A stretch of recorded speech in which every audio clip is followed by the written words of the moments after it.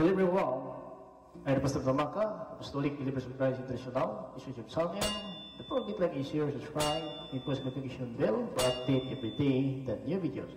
Thank you so much. God bless us all. Magandang umaga po sa lahat, sa ating mga viewers, listeners dito po sa ating YouTube channel, sa Facebook.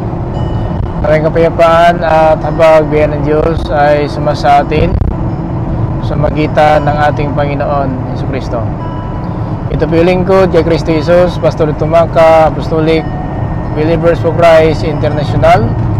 Kapatid, sa oras na ito, una sa lahat, magpasalamat tayo sa Panginoon sa kanyang kabutihan dahil napakabuti po ng Diyos, napakamahabagin ng Diyos, ang Diyos po na mapagbumbaba, mapagbiyaya, at puspos po siya ng awa at banayad po siya sa pagkagalit. Kaya pasalamatan natin ang Panginoon, purihin at parangalan natin siya sa lahat ng panahon habang tayo namumuhay sa libutan na ito, mga kapatid. Paghayaan na makalimutan natin ang pagkabutihan ng Diyos sa atin bawat isa, na siya talaga ang Diyos na mapagbiyaya sa bawat araw natin pamuhay.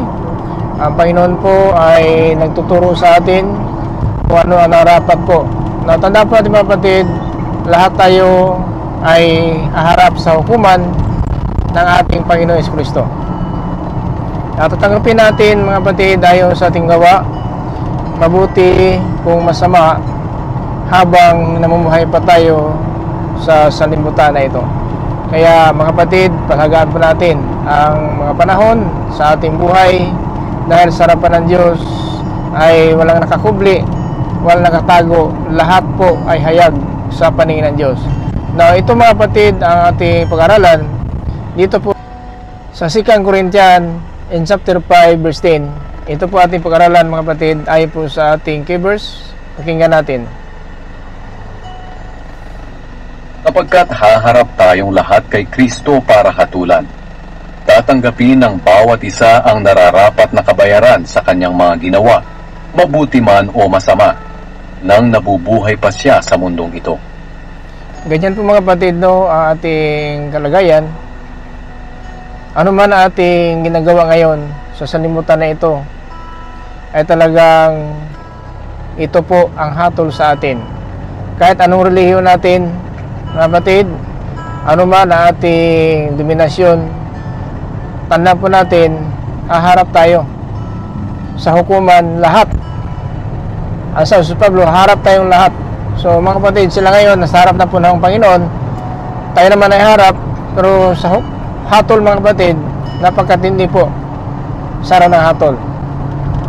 Kasi ng Biblia, mga kapatid, na hindi natin malinla, hindi natin matuya ang Diyos, kasi ang Diyos po, lahat po nakaalam kung ano ang ginawa ng tao. At kung anong tinatanim, yan po ang ating anihin. Sa City, sa Galacia, pakinggan natin. Huwag ninyong linlangin ang inyong sarili. Ang Diyos ay hindi madadaya ni numan. Kung ano ang itinanim ng tao, iyon din ang kanyang aanihin. O yan, mga kapatid, no? So dapat alam po natin ngayon na itong ating pamahay sa libutan ngayon, ang ating tinatanim, hindi po masama. Sapagkat kung masama po, kapatid, ang ating pamuhay sa sanlibutan na ito, tulad din ng buong layon, kung damo sa parang, na ito po ay susunugin, no? Ang damo, mga kapatid, kasi sa parang, ito po ay susunugin kasi wala pong kabuluhan. May talinghaga po ang Panginoon Kristo dito po, kapatid, sa Mateo 13, Kabanata 13, talata 1 hanggang po sa 23. Ito ang talinghaga, mga kapatid, pakinggan natin. Ang araw ding iyon, lumabas ng bahay si Jesus at naupo sa tabi ng lawa. Napakaraming tao ang nagtipon sa paligid niya, kaya sumakay siya sa isang bangka at doon umupo, habang ang mga tao na may nasa dalampasigan. Marami siyang itinuro sa kanila sa pamamagitan ng mga talinghaga o paghahalintulad. Sinabi niya, may isang magsasakang naghasik ng binhi. Sa kanyang paghasik, may mga binhing nahulog sa tabi ng daan. Dumating ang mga ibon at tinuka ang mga binhing iyon. May mga binhi namang nahulog sa mabatong lugar, kung saan walang gaanong lupa. Mabilis na tumubo ang binhi dahil mababaw ang lupa. Ngunit natuyo rin ito nang masikatan ng araw, at dahil hindi malalim ang ugat, namatay ito. May mga binhi namang nahulog sa lupang may matitinik na damo. Lumago ang mga damo at natakpan ng mga tumubong binhi. Ang iba na may nahulog sa mabuting lupa, lumago at namunga. Ang iba'y napakarami ng bunga, ang iba'y marami-rami, at ang iba na may katamtaman lang. Ito mga pantalinghaga, tulad po ito ng isang magsasaka, nagasig ng binhi. Namin mga kapatid, ito po ang salita ng Diyos, at ang nahulugan dito, ang puso ng tao. Kaya lang ang puso ng tao mga kapatid, hindi magkapareha po. Hindi magkapareha po ang ating katayuan sa paningin ng Diyos. Pareha tayo tao, pero ang puso natin, hindi magkapareha po ang ugali kung kalagayan. May puso po na mabato, hindi marunong maawa, kahit mayroong sinabing wala. At may pusong matinik. Ang pusong matinik, pulos kasama na lang ang nasa puso. At mayroon naman sa itong sabihin natin mabantok, no? Ibig sabihin mabantok mga kapatid, ganoon pa rin, parang tulad din ng matigas. Iba ang bato, matigas talaga. Ang mabantok, matigas din, ano lang, kung ano pa lang daan yan mga kapatid. Kasi yun po ang sa tabi ng daan, yun pong nahulog po ang binis tabi ng daan, tinuka ng ibon. At saka yung mabato, ito naman ang mga tao talaga na ang puso talaga mabato, walang awa, no? Hindi marunong tumulong ng kapwa, kahit mayroong sinabing wala. At saka mayroong mga tao na ano ang ginawa ng Diyos na paraan para maparating ang salita ng Diyos, wala pa rin kabuluhan. Yan po sila ang sa tabi ng daan. At mga kapatid, meron naman nahulog sa, sabi natin, masagbot, no? Masagbot po mga kapatid. Ito po mga kapatid, ang binhi na nahulog po sa masagbot, ito po ang puso na masama. Maraming kasamaan sa kanyang puso. At yun po nangyari mga kapatid. Din sa verse 8 na naman, ang iba na may nahulog sa matabang lupa. So mabuting lupa. So lumalago ito. Lumalago mga kapatid, at ito talaga ay namunga ng marami at marami-rami at katamtaman lamang. So ganun po ang pumuhay natin sa mata ng Diyos. Ganun po tayo mga kapatid. Now, tuloy natin sa verse 9. Yung mga nakikinig, dapat ninyo itong pag-isipan. Ang layunin ng mga talinghaga. Katapos, lumapit kay Jesus ang mga tagasunod niya at nagtanong, bakit po kayo gumagamit ng talinghaga sa pagtuturo sa mga tao? Sumagot si Jesus, ipinagkaloob sa inyo na malaman ang mga lihim tungkol sa paghahari ng Diyos, pero hindi ito ipinagkaloob sa iba. Sapagkat ang taong sumusunod sa narinig niyang katotohanan ay bibigyan pa ng higit na pangunawa. So, ang tao na sumunod ng katotohanan ay bigyan pa ng higit na pangunawa. So, tayo po nakaunawa dito.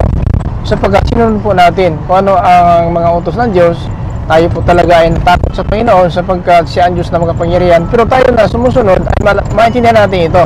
So, tuloy natin, anong ibig sabihin? Ngunit ang taong hindi sumusunod sa katotohanan, kahit ang kaunti niyang naunawaan ay kukunin pa sa kanya. So, yun po, tinuka ng ibon. So, hindi pala siya nakaunawa, tinuka ng ibon. Yun po ang tinuka ng ibon sa daan na nahulog sa tabi ng daan, ang minhi. Ito po yung salita ng Diyos na nakinig tayo ngayon. At yun po mga kapatid ang dahilan na talagang may mga tao nakinig ngayon pero hindi po na pinahalagaan sapagkat yung puso po nila hindi talaga nakatulad ng matabang lupa. Kaya ang salita ng Diyos, nakinig sandali ang mga tao na yan at kaagad na wala ang napakinggan dahil po ang kapuso nila hindi tulad ng lupa na mataba. Para po magbubunga ang salita ng Diyos sa puso natin, kaya lang iba-iba talaga ang klase ng puso. Ito po niliscribe ng Biblia ayon po sa talinghaga ng ating Panginoon. Tingnan natin mga kapatid, dito po sa verse 13. Kaya nagsasalita ako sa kanila sa pamamagitan ng talinghaga, dahil tumitingin sila pero hindi nakakakita, at nakikinig pero hindi naman nakakaunawa. Sa kanila natupad ang sinabi noon ni Isaias, Makinig man kayo ng makinig, hindi kayo makakaunawa.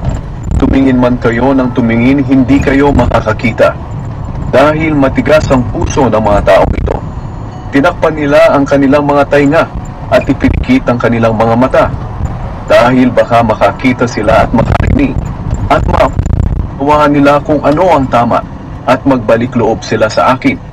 So matigas ang puso. Itong mga tao pala na ito, nakinig, matigas ang puso. So apat po ang kalagayan natin. Pusong sa tabi ng daan, kung ito po ay matigas, mabantok. Puso po mabato, puso na masagbot, puso po na ito po ang matabang lupa. Na 16. Pagalingin ko sila, ngunit mapalad kayo, dahil nakakakita kayo at nakakaunawa. Sinasabi ko sa inyo ang totoo, maraming propeta at matutuwid na tao noon ang naghangad na makakita at makarinig na nakikita at naririnig ninyo ngayon, pero hindi ito nangyari sa kanilang panahon. Ayan po mga kapatid. Kaya alam na po ng Panginoon mga kapatid kung anong klaseng puso tayo. Now, sa verse 18. Ang kahulugan ng talinghaga tungkol sa manghahasik. Kinggan ninyo ang kahulugan ng talinghaga tungkol sa manghahasik. Ang tabi ng daan kung saan nahulog ang ilang binhi ay ang mga taong nakinig ng mensahe tungkol sa paghahari ng Diyos, pero hindi nakaunawa. Dumating si Satanas at inagaw ang salita sa kanilang puso. So yung pala nahulog sa tabi ng daan na hindi nakaunawa. At dumating si Satanas at inagaw ang salita ng Diyos na nakatanim na sana sa kanilang puso. Yun po ang puso po na tulad ng tabi ng daan kung mabantok. Mabantok po mga kapatid.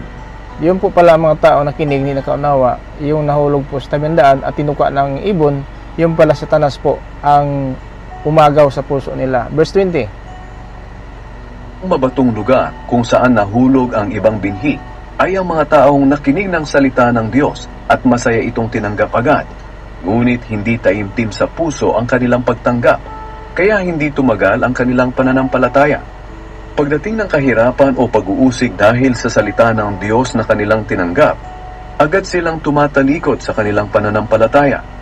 Ito pala mabato na puso, madaling tumanggap po ng salita ng Diyos. Pero pagdating ng mga pagsubok, pagdating ng pag-uusig, suliranin sa buhay, nawala din sila sa harapan ng Diyos. Yun po pala ang mabato na puso, mga kapatid, na nakinig na nga sila at tinanggap nga nila ang salita ng Diyos. Pero mga kapatid, tanda po natin, hindi po sila nanatili dahil pagdating ng kahirapan at pag-uusig dahil sa salita ng Diyos, pagka-Kristiyano, bilang Kristiyano po tayo, ay agad sila tumalikod sa pananampalataya. Yun po ang mabato. 22. Ang lupang may matitinik na damo kung saan nahulog ang iba pang binhi ay ang mga taong nakinig ng salita ng Diyos. Ngunit dahil sa mga alalahanin dito sa mundo at sa paghahangad na yumaman, nakalimutan nila ang salita ng Diyos, kaya hindi namunga ang salita sa buhay nila. Yan mga kapatid ito naman nahulog sa matinik na damo kung saan nahulog ang iba pang binhi sa mga taong nakinig ng salita ng Diyos, ngunit dahil sa mga alalahanin dito sa mundo at maghahangad na yumaman, nakalimutan nila ang salita ng Diyos, kaya hindi namunga ang salita sa buhay nila. So ganun mga kapatid ang kalagayan natin. Tandaan po natin yan. Now sa verse 23 mga kapatid, ganito po sinabi sa verse 23.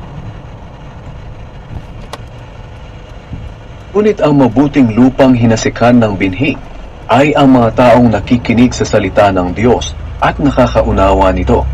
Kaya namumunga ito sa kanilang buhay. Ang iba'y napakarami ang bunga. Ang iba'y marami. At ang iba na may katamtaman lang. Ganun po mga kapatid. Ang puso po na tulad ng lupa na mataba ay kapag nakinig ng salita ng Diyos, nakaunawa at ito'y nagbubunga. So kaya mga kapatid, ang walang bunga talaga sa paningin ng Diyos ay pinuputol po ng kanyang mga sanga. So kaya ingat tayo mga kapatid, sapagkat ang buhay natin talaga ay napakaikli lang po sa limutan. Na sana po mga kapatid, bago tayo sa limutan, ay alam natin ating katayuan, na tandaan po natin na ang ating hatol ayon sa ating gawa. Now, nakita po ng Panginoon ng apat na po na uri ng puso ng tao, na ito po ay may mabantok, mabato, masagbot, at ito po ang matabang lupa. Kaya mga kapatid, alam po natin kung saan tayo dito, sapagkat ang puso po na ito po ang nahulog po sa tabi ng daan, ito ang mga tao nakinig, no, na mensahe ng Diyos tungkol sa paghahari, pero hindi nakaunawa at tumating sa Satanas, ayon po sa 13:19 dito po sa Mateo. Ang tabi ng daan kung saan nahulog ang ilang binhi ay ang mga taong nakinig ng mensahe tungkol sa paghahari ng Diyos, pero hindi nakaunawa. Dumating si Satanas at inagaw ang salita sa kanilang puso. Yan talaga ang trabaho ng Satanas. Harangan lang ang plano natin na kaligtasan. Ito po ay hindi po nais ng Diablo makamtan natin. Kaya harang po Satanas. Nakinig na po tayo sa salita ng Diyos, nakaunawa, kinuha pa yung napakinggan na po natin. Ibig sabihin, dapat talaga na tayo nakinig ng salita ng Diyos, pangunawa ang kailangan. Kaya huwag natin, mga kapatid, gawin na ang karunungan natin, ito po yung asahan po natin, magtanong naman tayo. Kasi hindi lahat po nagbabasa ng Biblia ay nakakaunawa. So paano mapaunawaan natin kung may magpaunawa? Kaya hindi kayo nagbasa lang tayo ng Biblia, kasi meron po umasa po nagbasa ng Biblia, meron karunungan ng Biblia, pero hindi po nakaunawa. At dahil kahit hindi nakaunawa, nagmaang-maangan na lang po. Pero ang totoo, hindi nakaunawa talaga. Kasi kung nakaunawa, tulad po ito ng ito mga kapatid, ng binhin na hulog sa matabang lupa. Ito yung nakaunawa ayon po sa 23, no? Ito sa 23 mga kapatid na matabang lupa, ito mga kapatid ang sinabi ng Biblia. Ngunit ang mabuting lupang hinasikan ng binhi ay ang mga taong nakikinig sa salita ng Diyos at nakakaunawa nito. Ayan po nakakaunawa. Kaya kahit na magbasa tayo ng Biblia at makinig man tayo ng salita ng Diyos, kapag hindi po pinapaunawa at hindi mo naunawaan, mahirap natin gawin yon na utos po. Kaya pinapaunawa po natin ang aral. Hindi pili nagbasa lang po tayo parang comics na wala pong halaga. Mahalaga po ang salita ng Diyos. Kaya nga ito mga kapatid, ito talaga ay pinapangaral po natin, ating tinuturo at pinapaunawa natin bago natin mga kapatid magawa kapag naunawaan po natin. Sapat walang pangunawa, si Satanas po talaga mga kapatid, yun po ang kanyang plano, na kapag hindi ka nakaunawa, alisin yung mga salita sa yung puso kasi hindi mo naunawaan talaga. Hindi mo pinapahalagaan, ibig sabihin parang walang kabuluhan po na pakinggan mo, so hindi mo naunawaan. Kaya pangunawa po ang kailangan. Kaya pinapaunawa po natin ito na sana po itong sinabi ng Biblia, wala po, hindi po ganun po ang puso natin, na tulad na mabantok na lupa na nakinig nga at tinuka ng ibon. Ito po ang mga tao nakinig sa salita ng Diyos, na nakaunawa, dumating sa Satanas at inagaw yung pong nahulog sa mabantok na lupa ayon po sa verse 19. Ang tabi ng daan kung saan nahulog ang ilang binhi ay ang mga taong nakinig ng mensahe tungkol sa paghahari ng Diyos, pero hindi nakaunawa. Dumating si Satanas at inagaw ang salita sa kanilang puso. Ang mabatong lugar kung saan nahulog ang ibang binhi ay ang mga taong nakinig ng salita ng Diyos at masaya itong tinanggap agad. Ngunit hindi taimtim sa puso ang kanilang pagtanggap, kaya hindi tumagal ang kanilang pananampalataya.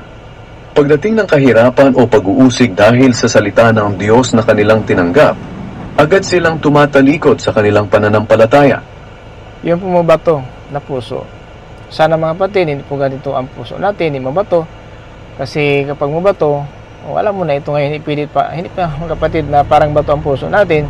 Kasi walang bakit tayo sa kanal langit kapag mabato ang puso natin. So paano mga kapatid natin mapatunayan na ang puso natin ay malupa, ay ibig sabihin, ay nakaunawa tayo. At naunawaan natin, ginagawa po natin yan. Sapagkat yun lang po ang purpose na dapat paunawaan para magawa natin ating napakinggan. Sapagkat hindi mo naunawaan ang napakinggan, mahirap mo gawin yon. Kasi magdalawang isip ka, tama ba ito, mali ba ito, ito ba talagang dapat gawin, ito ba ay talagang kalugod-lugod sa Panginoon pamuhay ko. Kasi ang pangunawa kailangan talaga. Kapag may pangunawa tayo, so hindi tayo maligaw ng sanlibutan. Dahil kung pangunawa mga kapatid talaga, ating kailangan natin. Kasi kung walang pangunawa tayo, kahit ano pa, araw-araw man tayo makinig, kung wala tayong pangunawa, hindi natin magawa ang ating napakinggan. Dahil po ang pangunawa ang kinakailangan para magawa natin ang ating napakinggan. So mahirap na mga kapatid, no? Ganun na lamang ating pag-asa sa sanlibutan itong kaligtasan. Yung pala nakinig nga tayo pero hindi natin naunawaan ang ating napakinggan. At yun pong dahilan mga kapatid na hindi natin magawa hanggang sa mga panahon na ito. At alam po natin ngayon anong klase ang puso natin. Kaya ayaw ng Diyos talaga na tuluyan tayo, no? Ayaw ng Diyos tuluyan tayo dyan na ang ating puso talaga ay mabantok tulad ng tabi ng daan. Nakinig nga sila, hindi nakaunawa.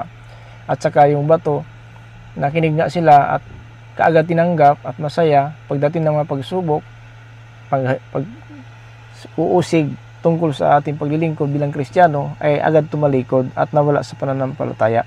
Yan pong mga bato, no? So, kailangan natin malaman mga kapatid na ito po talaga ay hindi natin, hallelujah, magawa ang kalooban ng Diyos kung ang puso natin hindi tulad ng lupa na nakikinig at nakaunawa. 22. Ang lupang may matitinik na damo kung saan nahulog ang iba pang binhi ay ang mga taong nakinig ng salita ng Diyos. Ngunit dahil sa mga alalahanin dito sa mundo at sa paghahangad na yumaman, nakalimutan nila ang salita ng Diyos, kaya hindi namunga ang salita sa buhay nila. Ganun po. Itong matinik na naman, madamo na puso, ito po nakinig din. No? Nakinig naman sila ng salita ng Diyos, ngunit dahil sa alalahanin dito sa mundo, walang bigas, walang ulam, maraming bayaran, maraming suliranin, at gusto maging yumaman. So, ito mga kapatid dahilan na ang sinabi ng Panginoon na kanilang napakinggan ay nabaliwala po. Tulad na ating panahon ngayon, kahit ang duming linggo po para sa pagsamba, nagtatrabaho ang tao.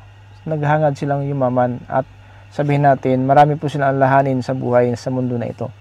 Gusto silang magkaroon ng cellphone, magkaroon ng bahay, sasakyan, kung lupa, negosyo man, at trabaho pa rin kahit linggo. Ganun po. At hindi nagbubunga sa kanila ang salita ng Diyos. So kapag hindi nagbubunga, pinuputol po yan mga kapatid. Ayon po sa John 15 verse 6. Na ang aking mga sanga ni magbunga, pinuputol at inagatong sa apoy. So walang kabuluhan na ating napakinggan kapag mga kapatid, ang nakatanim sa puso natin, alalin sabi, ito pong matinik at madamo na puso. Ang kanilang pakikinig ng salita ng Diyos, kaagad nilang tumanggap, no? Ito po nakinig sa salita ng Diyos, ngunit dahil hindi sa alalahanin po sa mundo na ito at magaganda yumaman, nabaliwala po ang napakinggan. Kaya simba man tayo ng simba, makinig tayo ng makinig. Kapag ang alalahanin natin sa salimutan, baliwala pa rin yung napakinggan natin. Kaya ang pagsimba, minsan mga kapatid, tandaan po natin, ayon lang po sa ating kagustuhan, hindi kagustuhan ng Diyos. Kung gusto natin sa pagsamba, linggo-linggo talaga at araw-araw tayo nanalangin at nakinig sa ng Diyos, inunawa at ito ginagawa po natin. So, ganun po ang ating katayuan. Now, sa 23, ito po ang puso ng tao na lupa na ito'y nagbubunga ng sagana at sabihin natin marami at mataimtim lamang.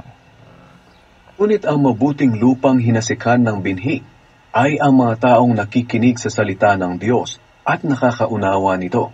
Kaya namumunga ito sa kanilang buhay. Ang iba'y napakarami ang bunga. Ang iba'y marami. At ang iba na may katamtaman lang. So, ganun po. Kapag ganun po ang ating puso ay lupa, kapag nakinig tayo sa salita ng Diyos, nakaunawa po tayo. Dahil nais talaga nating kaligtasan at ito ang pangunawa ng Diyos bigay po sa atin para ituwid natin ating pumuhay bilang Kristiyano. At namumunga ng marami. Ibig sabihin, sa mata ng Diyos, sinusunod natin ang kanyang kalooban. Kasi ang salita ng Diyos mga kapatid, nag-utos po ito ang Diyos sa atin sa pamumuhay po na nararapat. Paano magbunga? Ang bunga kasi itong gawa natin. Bunga na ating gawa dahil po sa ating pananampalataya.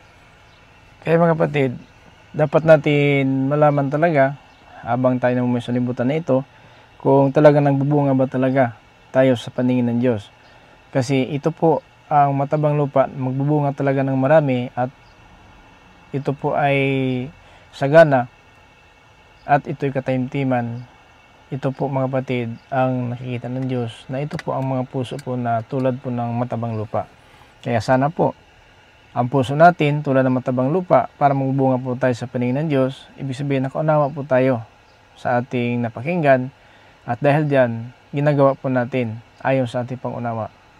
Pero kung matulad tayo ng tabi ng daan, kung mabantok, kung bato, matigas at saka itong matinik kung madamo, na mga kapatid, sana po wag sana ganyan. At alam po natin ngayon kung saan ang puso natin dito sa apat na itong katayuan sa paningin ng Diyos, apat na klase ng puso ng tao.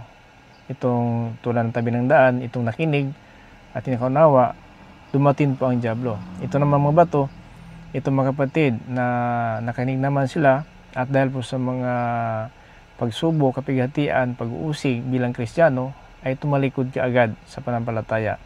Itong matinik na ito po naghangad na alalanin sa sanlibutan at saka nais na mayaman, nabaliwalaan na po ang napakinggan na salita ng Diyos.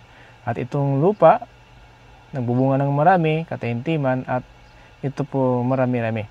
So yan mga kapatid, sana po itong pumuhay natin, huwag natin hayaan na tulad tayo ng uri ng puso na ito, na tatlo po ang hindi ayon sa kalooban ng Diyos. Ito po, sila po nakikinig na walang pangunawa at sa alalanin sa libutan at hanggang na yumaman, at itong mga pagsubok, pag-usig dahil Kristiyano, ay tumalikod po sila sa paglilingkod. Ngunit itong mga tao po talaga na nakaunawa ng salita na ito yung nagbigay sa atin ng pag-asa, ang salita ng Diyos na pakinggan natin, unawaan at nagawaan natin ayon sa pangunawa natin, at yun po, magbubunga tayo sa paningin ng Diyos. Kaya, ikaw na po kapatid ang nakakaalam ngayon, saan ka sa apat na uri ng puso ng tao. Ito ba ay mabantok, bato, matinik kung damo, o matabang lupa? Ikaw na po ang nakaalam sa puso mo, at sana po kung ganun man, kung baka po ang puso natin tulad ng madamo, sana wag natin hayaan na hanggang tayo sa limutan, madamo na talaga. Ibig sabihin, pagsisihan po natin ang ating mga kamalian, tanggapin natin sa ng Diyos o sa pamagitan po ng pangunawa, at ito po ay maiwasan natin na mga kapatid na hindi po tayo magbunga, kundi magbunga po tayo sa Panginoon Diyos. Kasi ang sabi ng Biblia na hapakin ating puso, huwag ating damit. So ganun mga kapatid, kapag nahapak na po ang puso natin, kahit yanong kabato yan, ay hapakin natin yan. Buksan natin ang puso natin, tanggapin, ibig sabihin, tanggapin ang salita ng Diyos at unawain. Kasi may pangunawa, kasi ang sabi ng Pablo, ang aming sinusulat, mabasa at maunawaan. So ibig sabihin mga kapatid, ang tao lang po ang ayaw umunawa. Pero ang sabi ng Pablo, sa 2 Corinthians, in chapter 1, verse 13, ang sinabi ito, sapagkat wala kaming sinusulat sa inyo na hindi ninyo mabasa at maintindihan. So maintindihan naman natin, ikaw lang hindi mo unawa kasi ayaw mo na sumunod sa Diyos. Kaya minsan talaga ang pamahay natin sa libutan ay hindi po naging karapat-dapat sa Panginoon dahil po inaayawan po natin na si Apostol Pablo na habang si Bernabe nangaral po sila nga kapatid sa Gawa Kabanata 13 talata 4-6 na sila po nangaral na inaayawan ng mga Hudiyo, kapwa-Hudiyo. Kaya itong sinabi sa Pablo na dapat unahin lang namin ang pangaral magandang balita sa inyo. Subalit, ito po sinabi, 3:46 sa Gawa. Pero buong tapang silang sinagot ni na Pablo at Bernabe. Dapat sana'y sa inyo munang mga Hudyo ipapangaral ang salita ng Diyos. Ngunit dahil tinanggihan ninyo ito, nangangahulugan lang na hindi kayo karapat-dapat bigyan ng buhay na walang hanggan. So yan mga kapatid, yan dahilan po kapag hindi po natin tanggapin. So maunawaan ang sabi ng Pablo, aming sulat sa 2 Corinthians 1:13, mabasa at maintindihan. Pero bakit po ang mga tao hindi unawa? Kasi gusto talaga ayaw unawain. Baka daw gawin nila ang ayon sa kalooban ng Diyos. Ito po sinabi ng Panginoon, mga kapatid. Ito sinabi sa 3:15 sa Mateo. Ang sabi ng Panginoon, tinakpan nila. So tinakpan. So nais talaga ng Panginoon, mapakinggan natin at maunawaan. Ang tao lang po ang ayaw. Pakinggan natin sa 3:15 sa Mateo.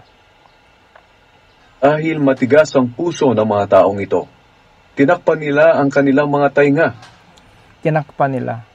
So, nandiyan na po salita ng Diyos, tinakpan mo lang, ibig sabihin, hindi ka makinig, ayaw mo makinig.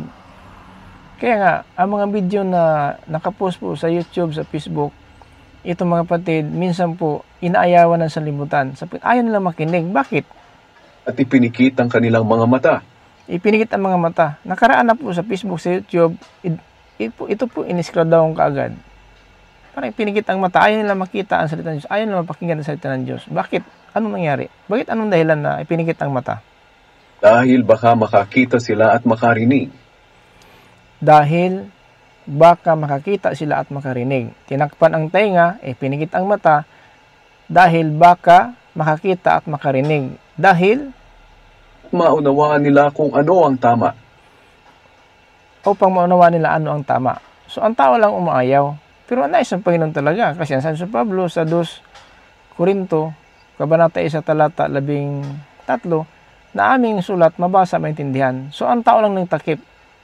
Tinakpan lang po ng tao ang kanilang pandinig at pinikit ang mga mata. No? Bakit? Magbalik loob sila sa akin at pagalingin ko sila. Baka magbalik loob sila sa akin at pagalingin ko sila. So ganun pala ang mga tao. Inaayawan, pinipikit ang mata, tinakpan ang tainga para hindi makarinig at hindi makakita. Baka daw maunawaan nila at sumunod sila at magbagong buhay po sila. So, ikaw na po ang ayaw magbago. Pero ang Diyos nais na magbago ang tao. Ikaw lang po yung magbabago. Kaya ating hatol, ayon sa ating gawa, dito sa libutan, habang namuhay tayo sa libutan ito, mabuti at masama, yun ang hatol natin. So kaya, ito po talinghaga ng Panginoong Kristo para ngayon malaman po natin alin ba sa 4 na uri ng puso ng tao dito. Mabantok, mabato, matinik,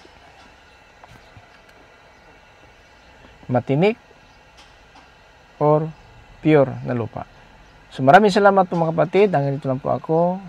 Ito po ang salita ng Diyos para po sa atin lahat na may sumasa atin ang kapayapaan habag biyaya ng Diyos mula sa atin, Panginoon Kristo. Ito po yung lingkod ni Kristo Jesus, Pastor Tumaka, Apostolic Believers of Christ International. Sabi sa bawat isa, grace, mercy, and peace be with you as Jesus Christ.